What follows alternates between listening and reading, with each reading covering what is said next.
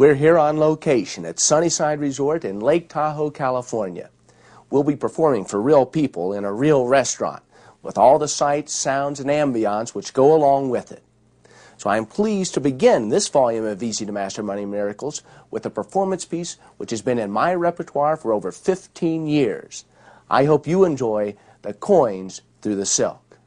Wow, thank you very much.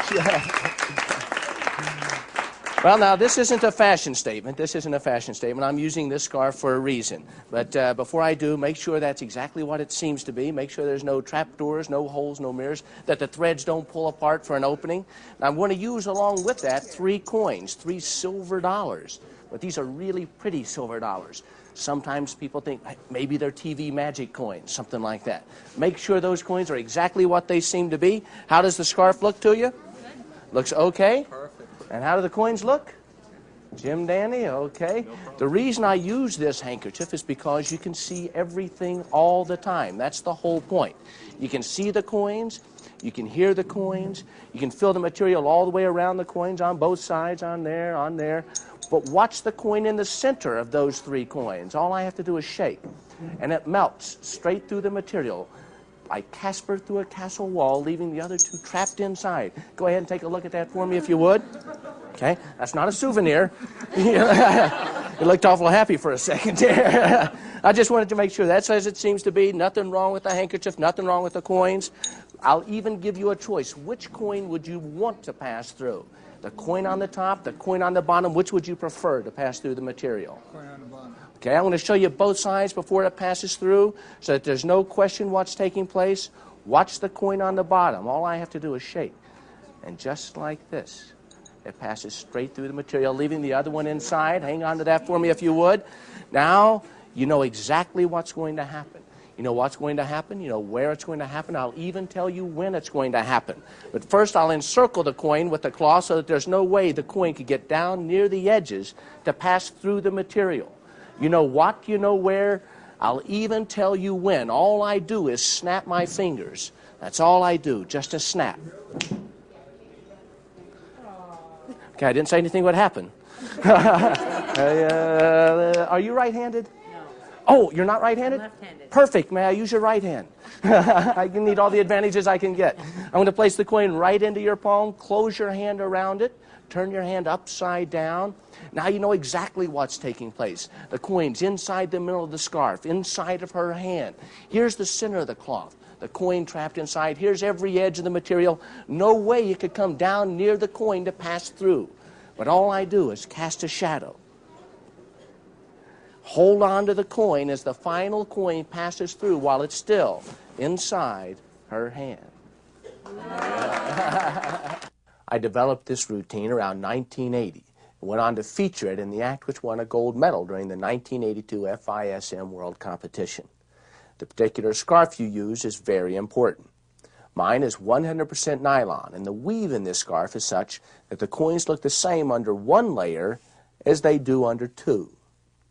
In the opening maneuver, you will retain 1 coin in the right hand as you toss 2 into the left.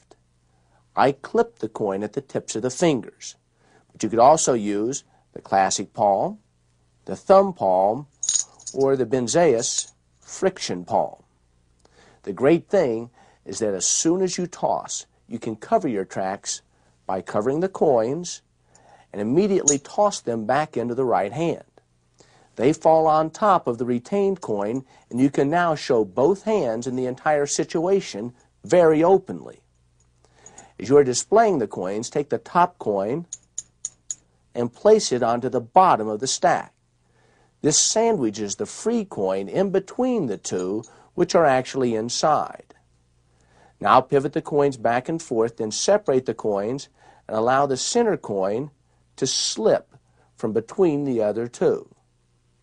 After it penetrates, allow the other 2 to swing from the hands. This proves indirectly there isn't a hole in the material. Again, you have a couple of options on how to proceed. I used to execute a click pass at this point,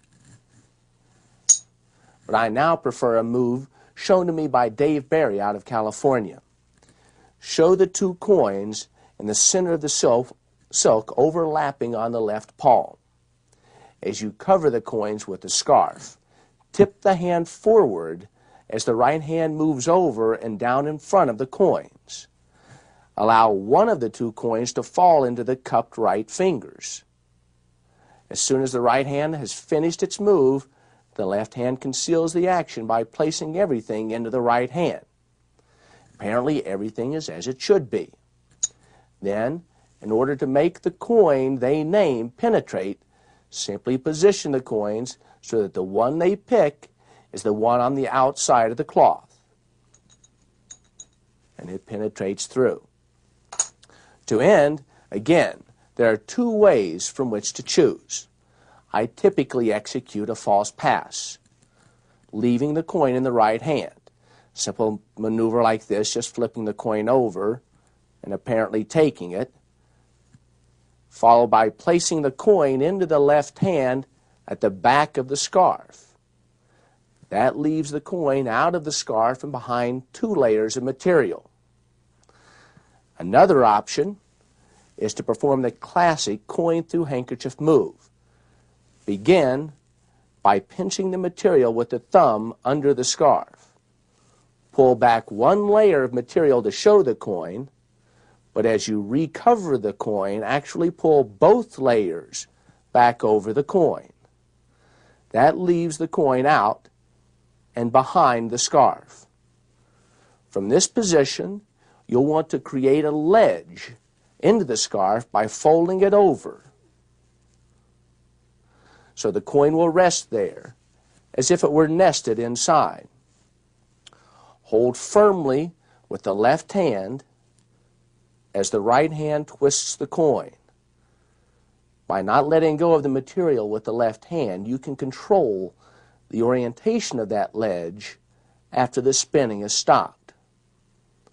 Now, still holding firmly with your left hand, snap your fingers and allow the bound coin to unwind. Act as if you failed and ask the spectator to hold out their hand. If you simply placed the bundled up coin into their palm, it would tangle as you tried to release it. So as soon as they're holding out their hand, place your right thumb directly onto the coin and separate the coin from the material. In other words, the coin is laid directly onto the spectator's palm. Now pull the material further out of their hand for a nice display. Have them close their hand and turn it over as you make your magical gesture.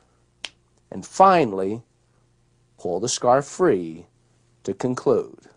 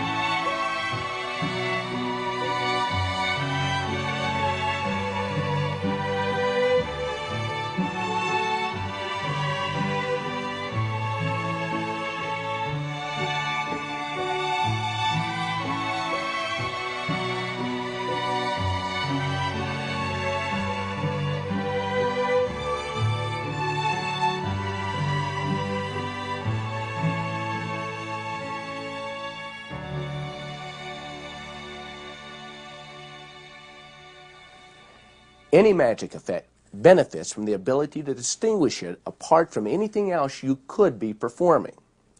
Although the see-through scarf makes the effect more visual, its real benefit is that it provides a reason as to why you are doing this, why this is better for them, and why they should be interested. Along with this performance distinction, I want to point out the importance of routining progressively. So in performing multi-phase effects, repetition isn't just repetitive, but also contains elements of escalation. Well, does somebody have a dollar bill that I can borrow? Dollar bill? Okay, dollar bill. Okay, there we go. You know, bad habits can be really expensive. I mean, take me, for example. When I was a kid, I had a horrible habit of eating the faces out of all of the dollar bills that I would get. Now, here it is, 20 years later, and I have this irresistible urge to eat the faces out of all the money. I mean, it's not too bad. You can taste the mint. But the problem is the embarrassment. I mean, everybody knows that you've eaten the face out of your money. But that's when I figured it out. All you have to do is fold it over like this.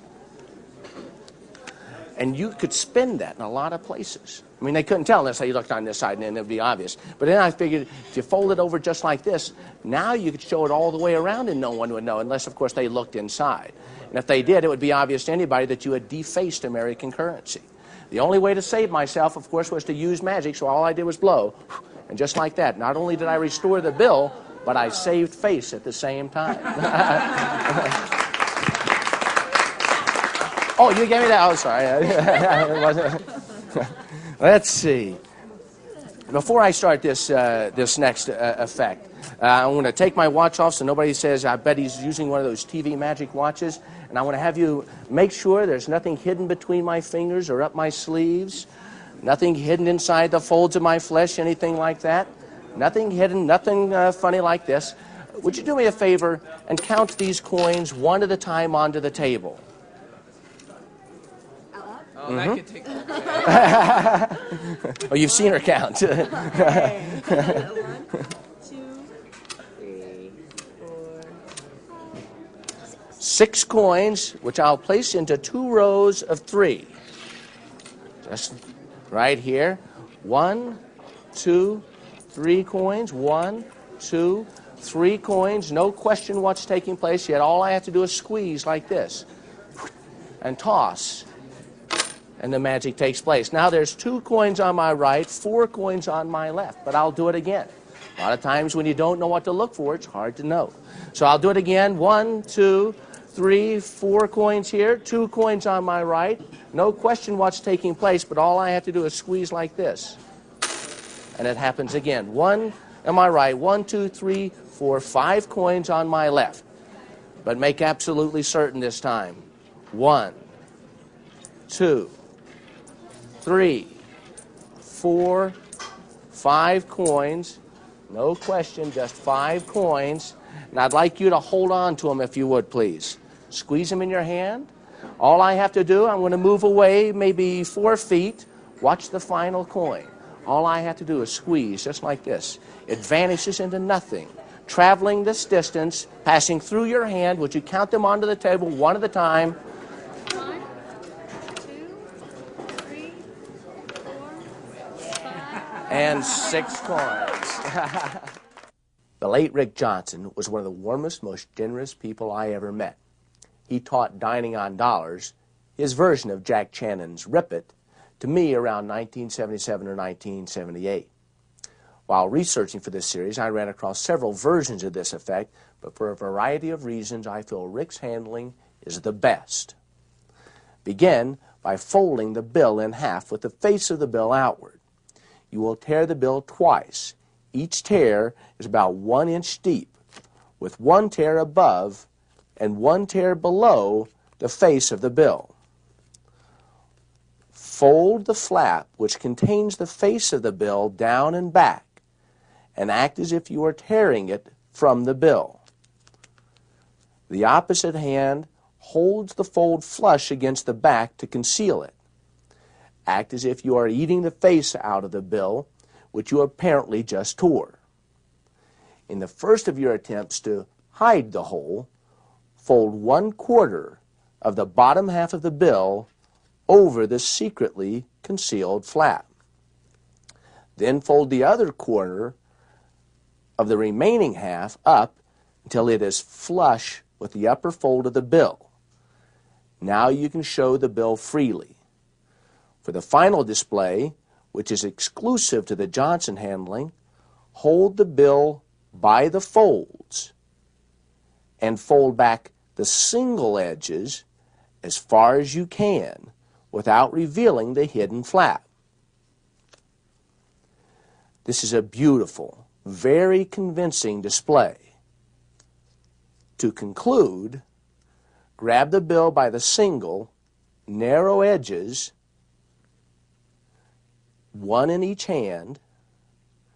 Don't pull too hard, but gently snap the bill open. The flap will unfold and the torn edges will line up with each other so closely that they blend in with the bill's pattern. If you have used your own bill, simply put it away at this point. If you borrow a bill, I recommend you have an extra bill in your pants pocket so you can use the "Who gave me this bill? You did? Thank you" gag to switch the bills in the pocket. Sometimes I add a touch to the original handling. Photocopy the faces from several bills onto off-white paper. Tear out one of the faces and clip it near the tips of the fingers. Hide the extra face as you perform the handling just described, but as you fake the tearing of the flap, show the piece as if it came from the bill. Then, act as if you're eating the face. I work the paper down between the gum and cheek, and I leave it there until I can get rid of it later.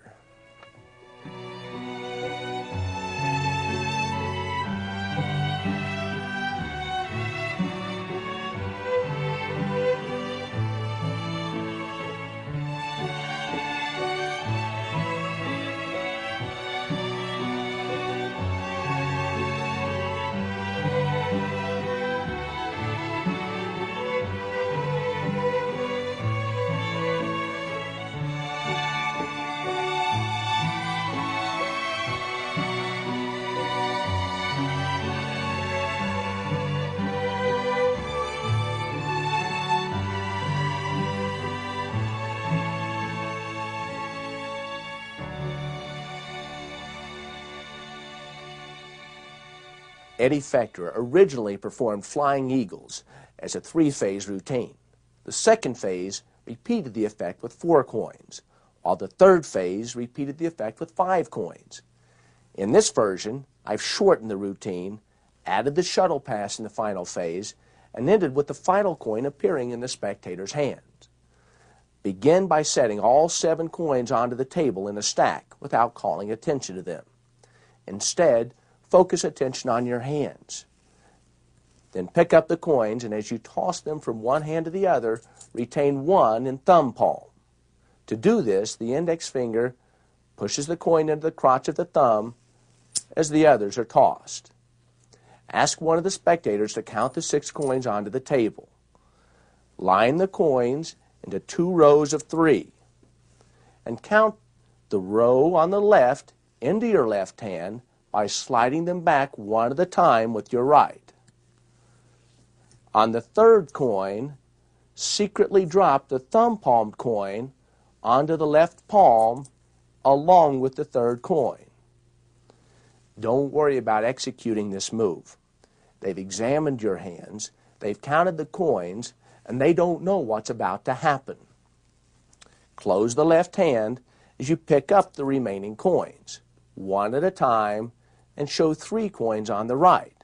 As you close your right hand, the fingers curl 1 coin into thumb palm. Squeeze the hands and open them palm down just above the table. Spread the coins to show 4 and 2. Repeat the drop-off of the thumb palmed coin as you count the coins one at a time onto the left palm. Time the secret drop as the last coin is counted. Pick up the 2 coins on the right and thumb palm one as you close the hand. Again, squeeze and open the hands to show 5 and 1. For the final coin, drag the coins very openly and make certain that one lands in position to be finger palm. After counting 5, perform a shuttle pass, retaining the finger palm coin in the left hand as the right hand turns palm up to catch the coins.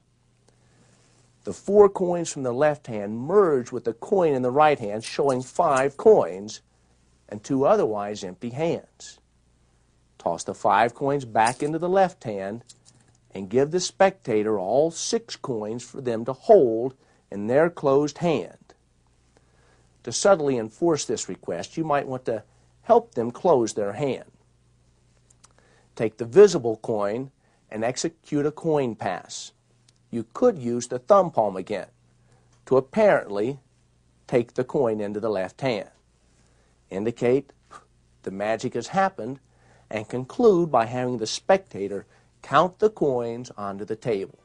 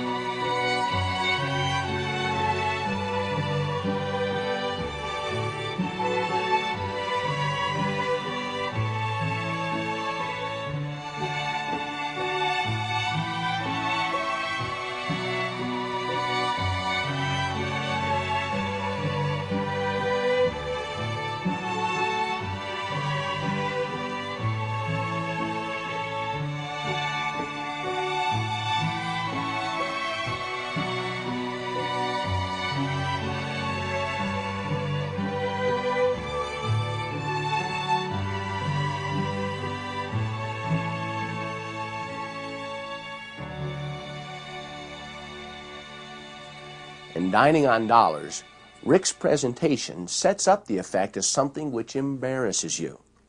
Now it makes sense to talk about how to try and hide the hole. By showing all the ways you unsuccessfully tried to conceal the hole, you can get away with shows and displays that might otherwise come across as overproving.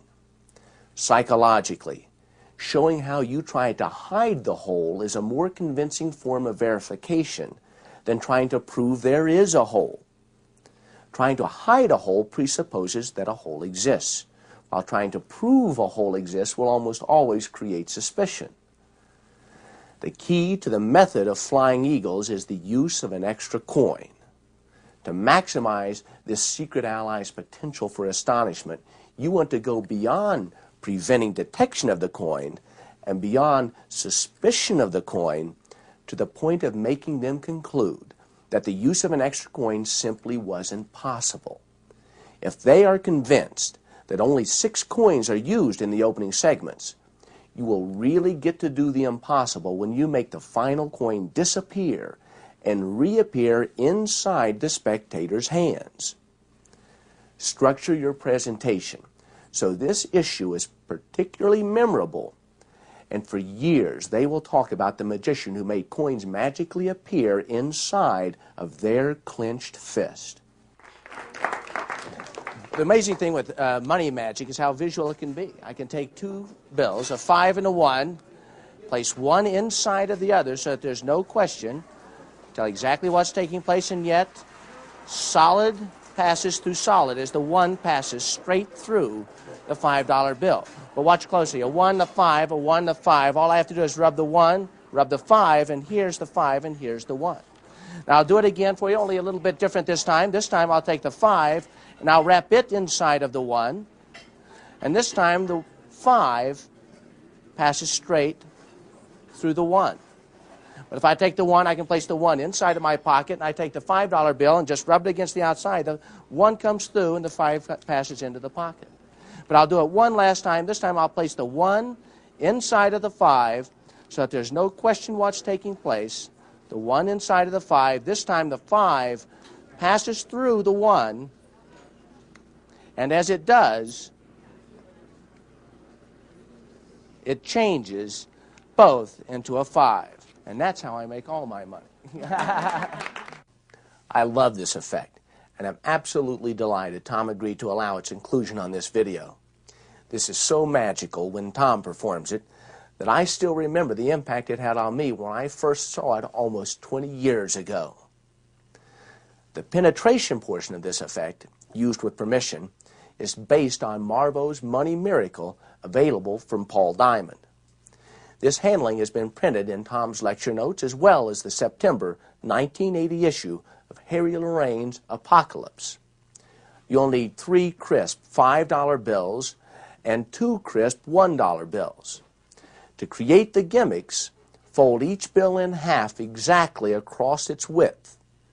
Cut one $1 bill and one $5 bill along the crease. Now turn all the pieces and the other bills face down. Glue the right half of the cut $5 bill onto the left side of the whole $1 bill. Then glue the right half of the cut $1 bill onto the left side of the whole $5 bill. All of the edges must be lined up properly from all directions, so trim away any overlap. A $5 bill is slightly larger than a $1 bill, so trimming will be necessary. The unprepared 5 is folded in half, face inward, and is placed into the left pants pocket. Crease pointing upward. To perform, hold the $5 bill in the left hand, open and face up. The gaffed portion of the bill is against the palm.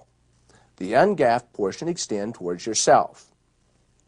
Place the gaffed portion of the 1 directly onto the gaffed portion of the 5 with the bills at right angles to each other. The 1 is face up with the ungaffed portion pointing towards the right. Fold the flap of the 5 with the right hand upward and around the gaffed portion of the 1. Then fold the loose half of the 1 onto the left, onto the top half of the bill. Hold the packet with the palm down right hand exactly at the inner right corner of the packet. Turn the packet over by turning the hand palm up. With your right fingers, pull the 1 to the right as your left fingers hold onto the other bill, keeping it stationary at the inner left corner. Extend this moment because it's beautifully visual magic. After the bill is clear, the left hand ends up cupping the bill that appears to be the 5, while your right hand cups what appears to be the $1 bill. Both hands turn over and rub the folded bills against the outside of your trousers pockets. Keeping the hands palm down, show that the bills have changed places. Each upper visible half of the bill is ungaffed, so open each bill. Your right hand holds an open, face-up $5 bill, and your left hand the open, face-up 1. Repeat the entire process, except now you start with the 1 in your left hand. It's done exactly the same as before.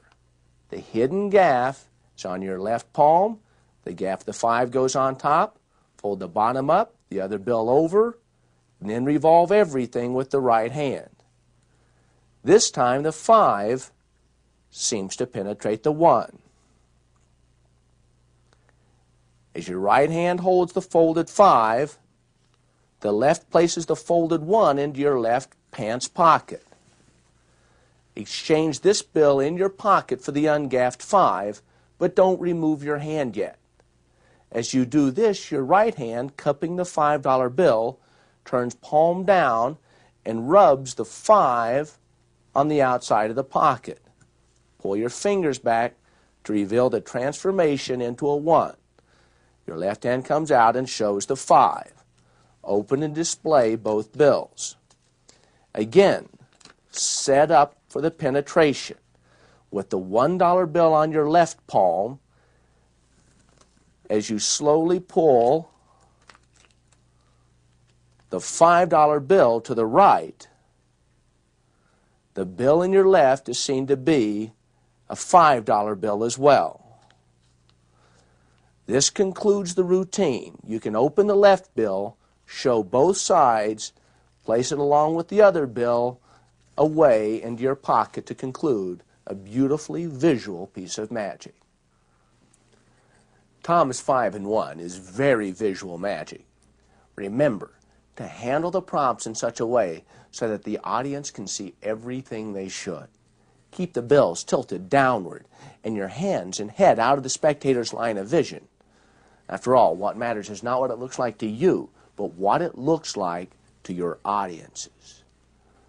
Have you ever bought something and then after you've taken it out of the package, it's almost impossible to put it back inside the package?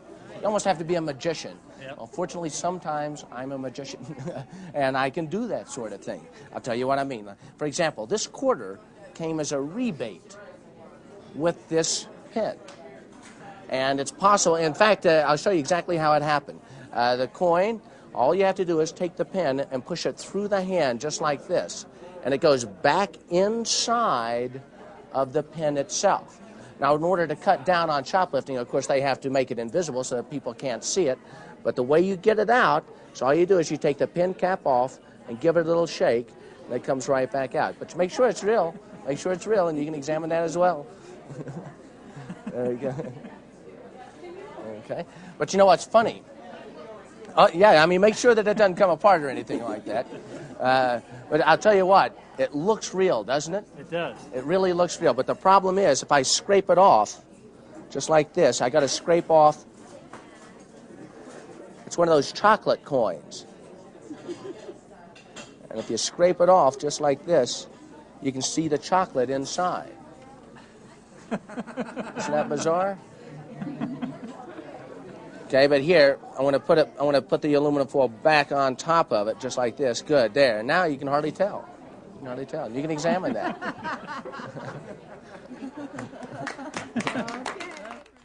David Williamson created the coin from pen cap effect, originally using his striking vanish. He later developed another handling of this effect, which I recommend you check out in his book, Williamson's Wonders. I came up with this particular handling during the brainstorming session for the Hedonist book, Brainstorm in the Bahamas. After showing the coin, close the left hand and turn it palm down.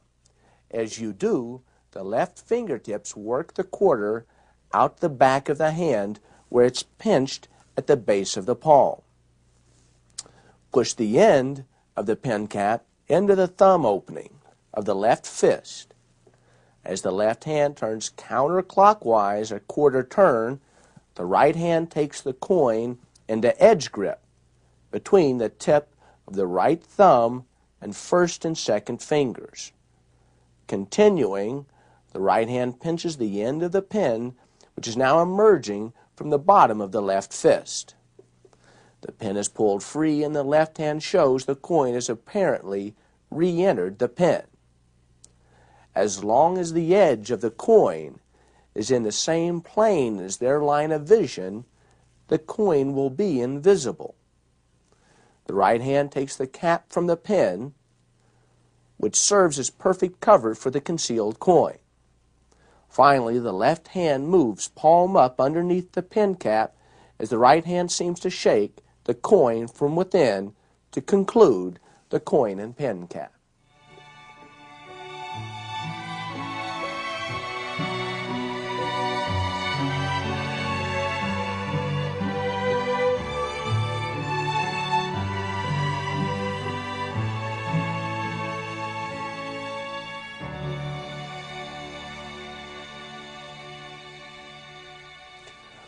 Paul Harris created a visually stunning effect, making use of the old torn wallpaper gag.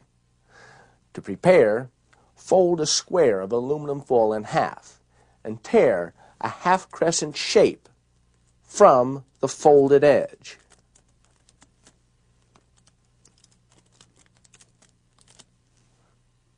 Open the foil and blacken the inside of one half with a permanent marker.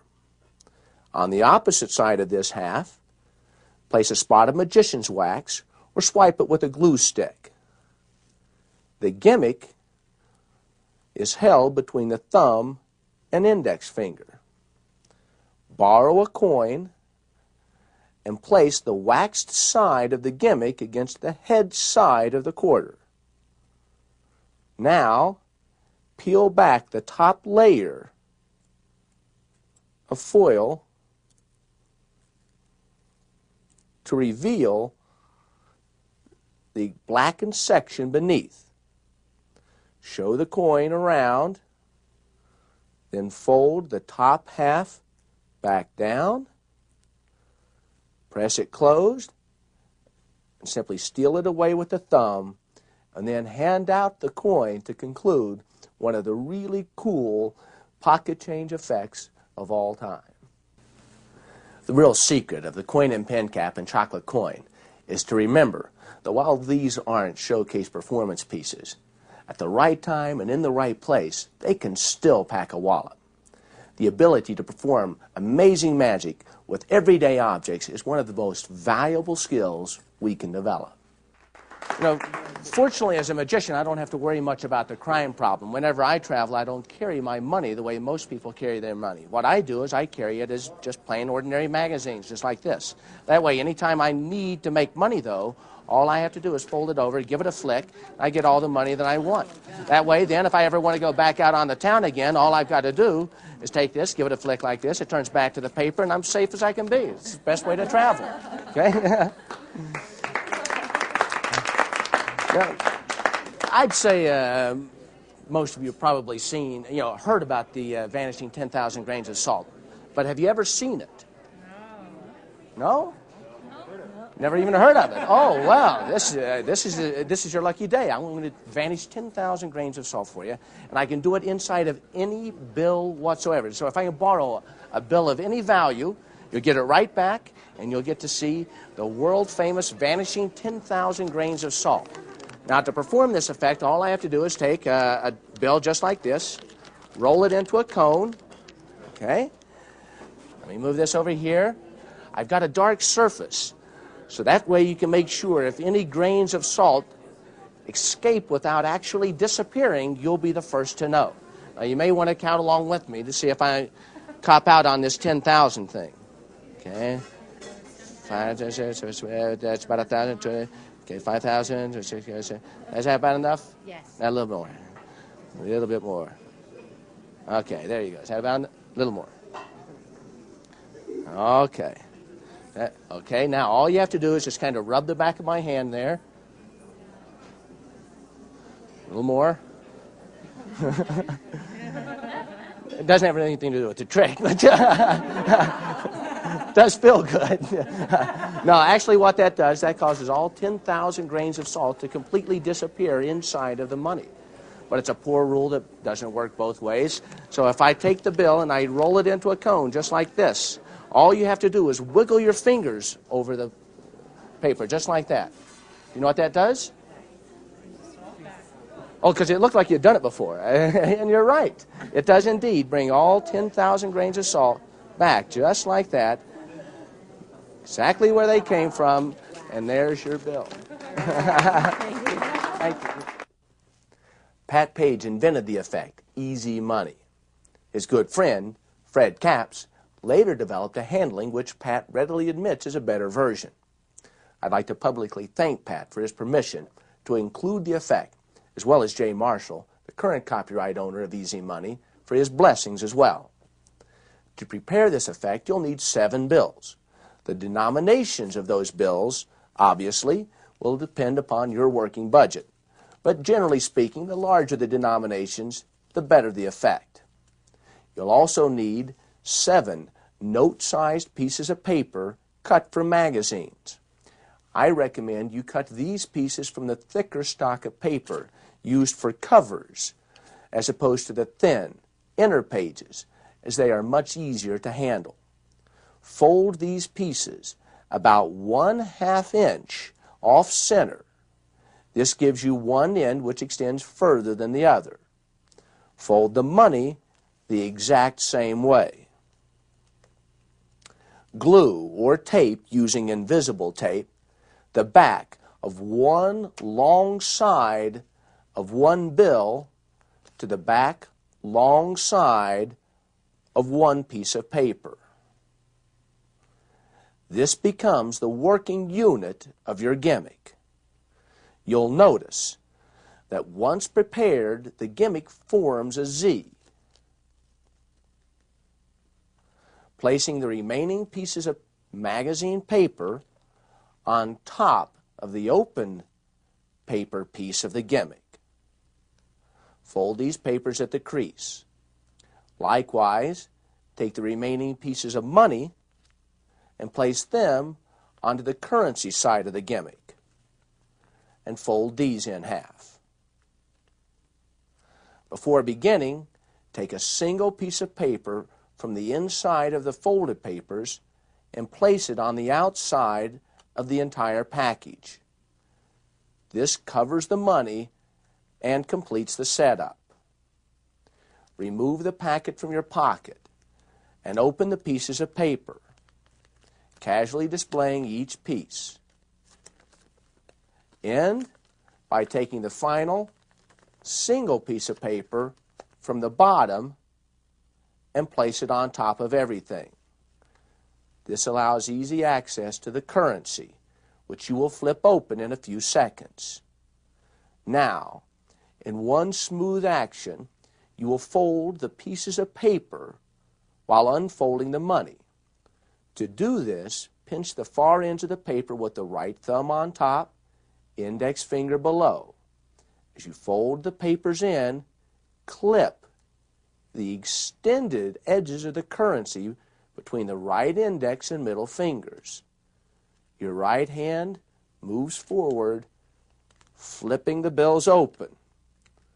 The folded paper portion of the stack is placed onto the left hand as you spread the bills, casually flashing the underside whenever possible.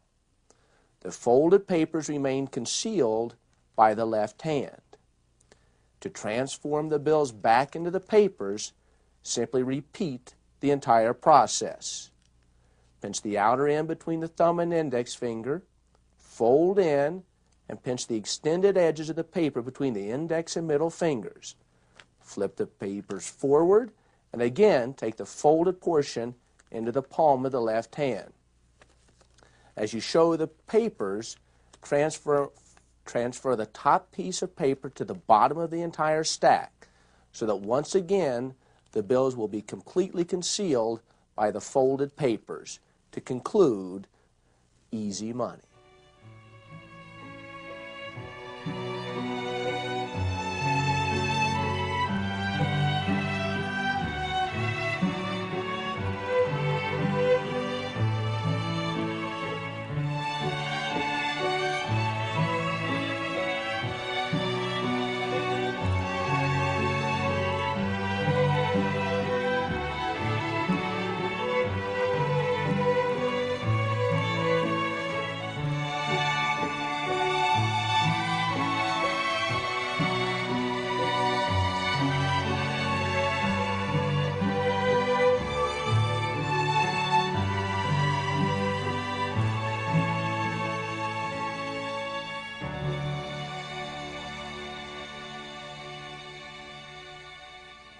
I've always considered the salt vanish inside of a borrowed bill to be one of the all-time classic restaurant magic effects. With the thumb tip on your right thumb, roll the bill into the cone of mystery. This goes directly around the right thumb, forming a cone, which you can then leave the thumb tip behind inside of the rolled up bill. As you pour the salt into the bill, make sure that it goes into the tip so that all of the salt seems to vanish when you unroll the bill. Once you get enough salt inside of the tip to make the salt vanish, place the thumb directly inside of the tip and use the tip to unroll the bill. Show both sides of the bill while concealing the tip. Again, form the cone of mystery, leaving the tip inside as you do, and conclude by dumping the salt from the tip.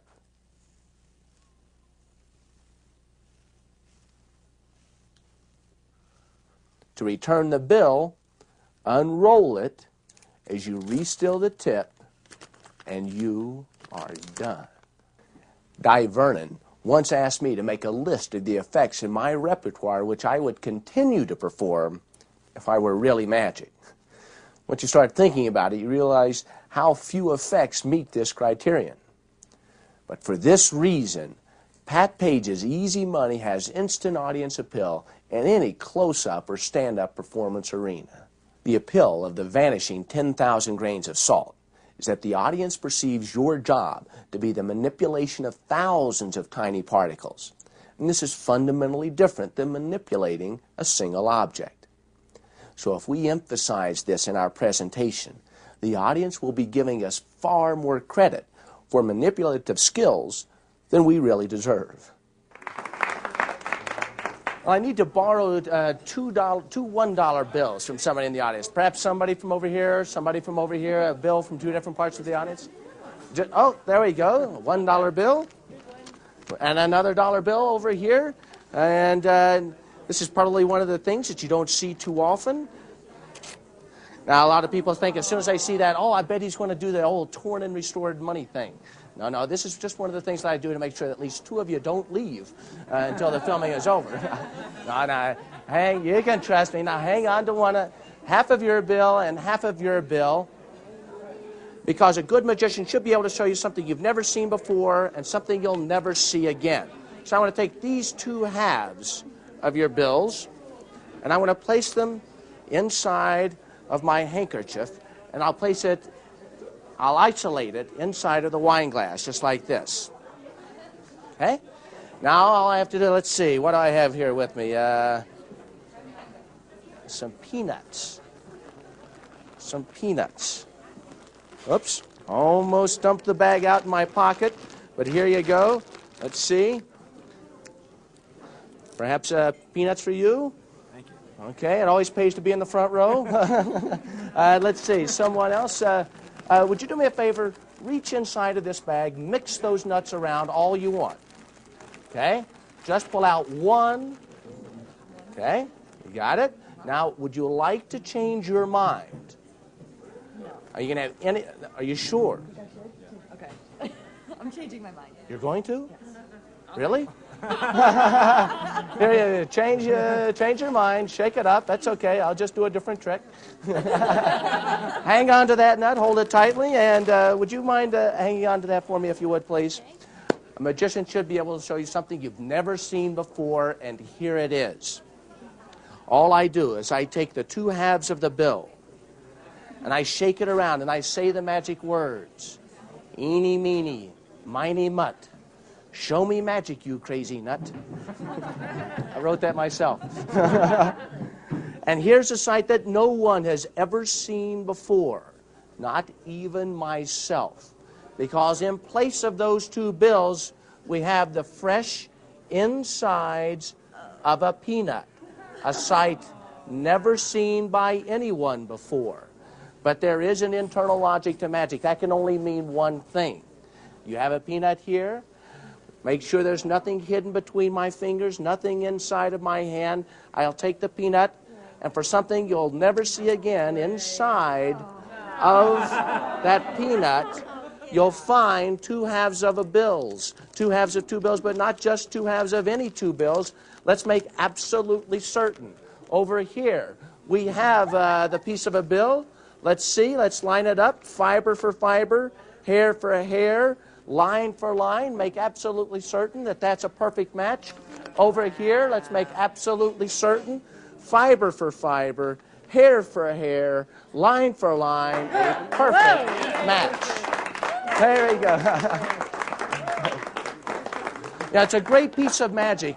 The only thing that bothers me is that the people that were so nice are the people that end up with two bills that have been torn into halves. And I don't want to see anybody go home with anything less perfect than they came. So here's what I'll do.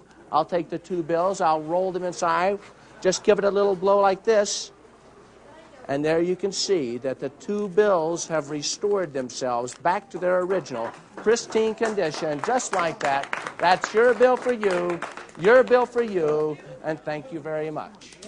Okay? The build-to-nut involves several different elements, making it one of the truly practical, pack small, plays big types of effects. To begin, find a good-sized peanut and split it along its natural seam with a sharp razor. Empty the nut, and then take a bill and tear it in half. Place those two halves together, fold it in half, and then roll that bill into a tight unit, which you will then place inside of the two halves of the nut that you've just emptied out. Place the two halves of the nut together, then place a rubber band around the nut and superglue these two halves together. Now, repeat that process for as many nuts as you would like to put into the bag from which the spectator will select their nut. Set this bag to one side with the top folded over and place a real peanut, which you can always tell by hearing the rattling inside, on top of the bag. You will use this one nut as a condenser just before the actual selection of the nut takes place. Fold two complete bills together and place those into your left pocket. Begin by secretly finger palming two nuts inside of your right hand before the effect starts. Then borrow two bills, line them up, and tear them in half. As you brush the two pieces together, switch a front piece for a back piece as you just casually brush them together. And you will have two halves of one bill in each hand. Now I'll show that to you again, making use of these colored pieces of paper. Tear the two bills in half, and then as you brush them together, switch the front half of one for the back half of the other. The audience believes you have half of each bill in each hand. So when they think you are handing out half of each bill, you are actually handing out the two halves of a single bill. You are now set to make use of the brilliant stratagem from Grant's $1 Million Mystery, which allows you to produce what seems to be the matching halves of those two bills from any impossible location. You could have the matching halves inside of an envelope hanging from a string. You could find them inside of a lemon or baked in a loaf of bread, anywhere you choose, just as we have chosen the peanut as our impossible location. You'll now switch the two halves of the peanut for the two halves of the bill using G.W. Hunter's Gypsy Switch. This wonderful move first appeared in the magic wand back in 1926 as a sharper's coin trick. Remember, you've been holding the peanuts in your right hand. Fold the two halves together, take your pocket handkerchief, drape it over the right hand, place the bills into the right hand directly over the peanuts in your palm. Pick up the bills, the handkerchief, and the peanuts through the material and lift everything up and forward. Place the bundle back into the right hand. This puts the peanut inside the handkerchief and the torn bills in the right finger palm. The continuing action of tightening the ends of the handkerchief provides enough cover for the palming of the bills. Tighten the contents of the cloth and place it inside of the wine glass. The Gypsy Switch is such a valuable move, I'll review it one more time. This time, using a see-through piece of plastic so you can see exactly what is taking place. with those peanuts in your hand and the two pieces of the bill on the outside, place the bills directly on top of the contents of the right hand, lift everything up, flick it forward. Now what was in your hand is inside of the handkerchief, while that which they think is wrapped inside the handkerchief is now inside of your right hand finger palm. Then you would continue rolling this up to place this inside of the wine glass. Now you'll ditch the two halves of the bill as you then reach for the bag, and at the same time what you're going to do is finger palm the real peanut as you pick up the bag. Open the bag, reach inside, and act as if you are taking a peanut out of the bag. Break this nut open and give it to one of the spectators. Have another spectator pick any one of the nuts you've prepared and hold on to it. Create the magic which transposes the nuts for the bills. Place the handkerchief back into the wine glass and lift to show the peanuts. Then break open the shell of the peanut the spectator's been holding and show the two halves of the bill down inside of the peanut. The audience, always eager to be ahead of the magician, will naturally assume that these are the correct halves of the bills. So you will use their assumptions against them as you execute the secret move from Grant's $1 Million Mystery. Unfold the bills, making sure they aren't too crumbled up, as you take one half from one of the spectators. As the bills come together, simply place the half you took from them to the back of your pair, as you then line up the two halves just taken from the nut. Upon confirmation, immediately take the half originally taken from the first spectator and match it to the one held by the second spectator. After an appropriate pause, allow for the applause. Simply reach into the pocket and finger palm the two folded bills you've had there all along. Again, take your pocket square and retake the two torn bills, which are now 4 halves, and fold these pieces together. Place them on top of the complete bills in your finger palm, and again, execute the gypsy switch.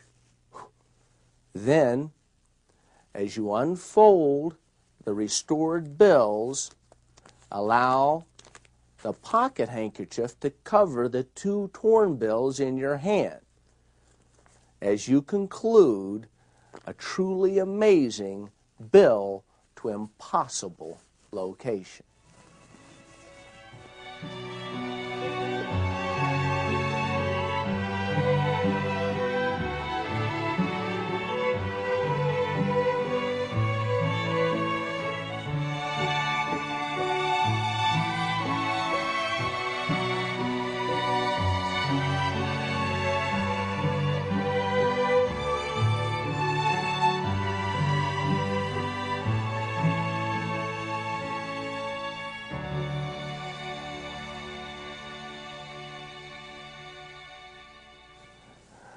With a performance piece such as this, considerable thought must be given towards creating an intelligible script which unites all the elements of the proceedings.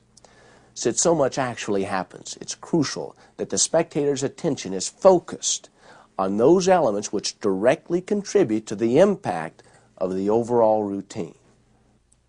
Fundamentally, the bill to nut is a bill to impossible location effect. This type of effect can be broken down into 3 basic elements: I'd like to examine each of these elements individually because an understanding of these fundamentals will empower you not only to create your own routines and concepts, but more completely understand any such effect you may ever perform. The bill to impossible location is made up of these three elements.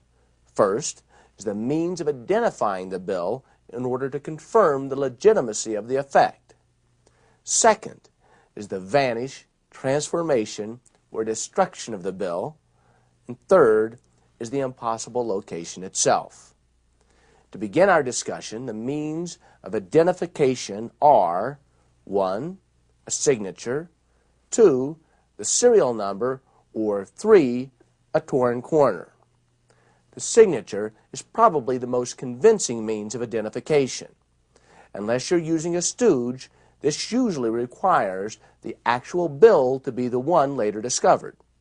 But there's always the possibility of switching the bill after the audience believes the effect has reached a successful conclusion. In other words, a duplicate bill is found in an impossible location and then switched for the signed bill as it's returned to its owner. As bold as this seems, audiences often draw the false conclusions based on the assumption that a magician can do just about anything.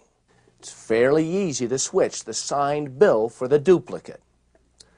To positively identify a bill with a serial number, go to a large bank and obtain a stack of new bills whose serial numbers are in sequential order. Erase or scrape off the final digits of each serial number, and you are left with several bills which now have matching serial numbers. Now, you can use your own bill and have someone record the serial number, or switch a borrowed bill for the prepared one under cover of the old "Who gave me this bill? Thank you" gag. Our final method of identification is the torn corner ruse. A very effective version for switching corners is a minor variation of a card corner switch I created and published in the Command Performance in 1979. Clip the torn corner near the tips of the fingers and begin tearing a similar corner from the bill, but leave a tiny piece of that corner attached. Simply bend the corner back as you push the clipped corner into view. In preparing for one of my Tonight Show appearances, John Carney and I had a brainstorming session about the bill to lemon I intended to perform. I wanted to use a torn corner for identification, but we both agreed that intentionally tearing a $100 bill made no sense. After all, who in their right mind decides to tear up a borrowed $100 simply so someone would recognize it later? Our solution actually fooled a lot of very knowledgeable magicians because it seemed like a genuine accident. Again, clip the corner near the tips of the fingers. As you take the bill, secretly bend one corner as you snap the bill between the hands. Then, on one of the snaps, act as if you accidentally tore a piece from the bill. Do a double take and act as if you just made up the idea of giving them this as a receipt. A final variation on the torn corner ruse is the principle we employed from Grant's $1 Million Mystery. This brilliant method is highly underused, considering the fact that you can then discover those matching halves almost anywhere. The second phase of this type of effect concerns the destruction, vanish, or transformation of the identified bill. One might think visibly burning the bill would be the best means of destroying. After all, surely a great effect should be worth at least $1. Well, frankly, I've tried it several times myself, but I've never been happy with the results.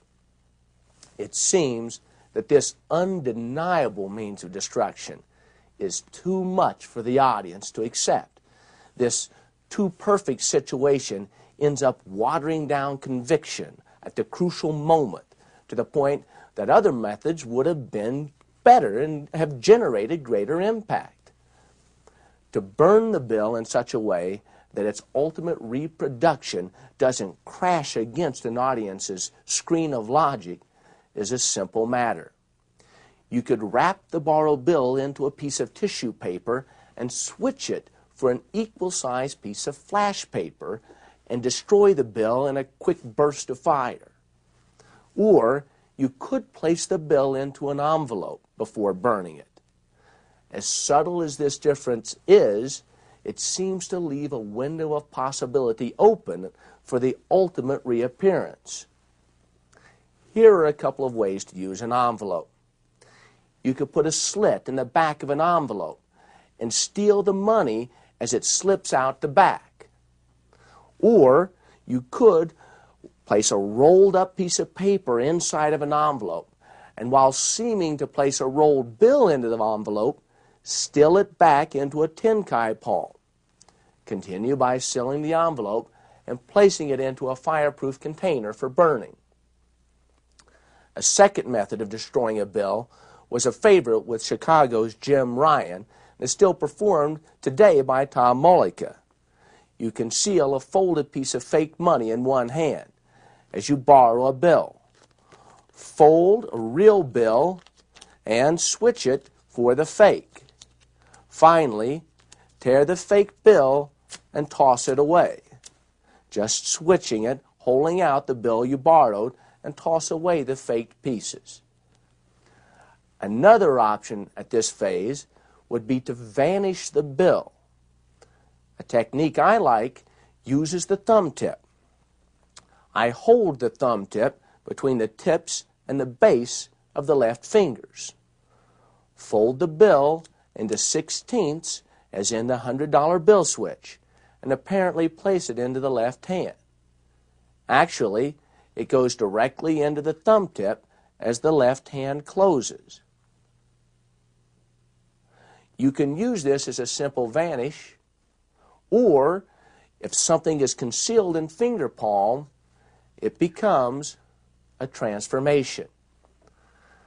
The classic vanish of a borrowed bill involves sewing a piece of paper into the corner of a handkerchief. Then you fold the borrowed bill in the same way and apparently place it underneath the handkerchief. Actually, you retain the bill as the spectator takes the gimmicked corner of the handkerchief. To make the bill vanish, all you have to do is pull one corner of the handkerchief and the bill seems to vanish. This method is particularly effective as it provides the necessary time misdirection which allows you to secretly load that bill somewhere else.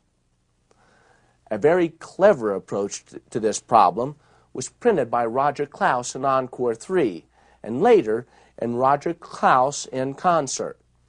Begin by placing a thumb tip into a coin purse. Now, borrow a bill and fold it up and place it into the purse. Actually, the bill is inserted into the thumb tip, which is stolen before closing the purse. Although this idea could be used as a vanish, it has tremendous potential as a tool for transformations.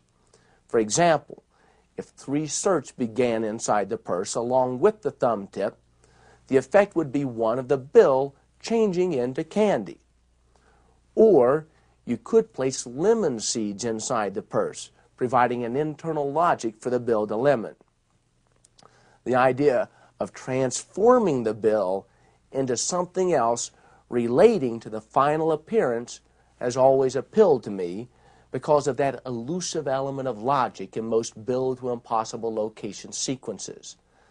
This was the primary motivation behind the bill to nut, which brings up the final method we'll discuss, which is the gypsy switch.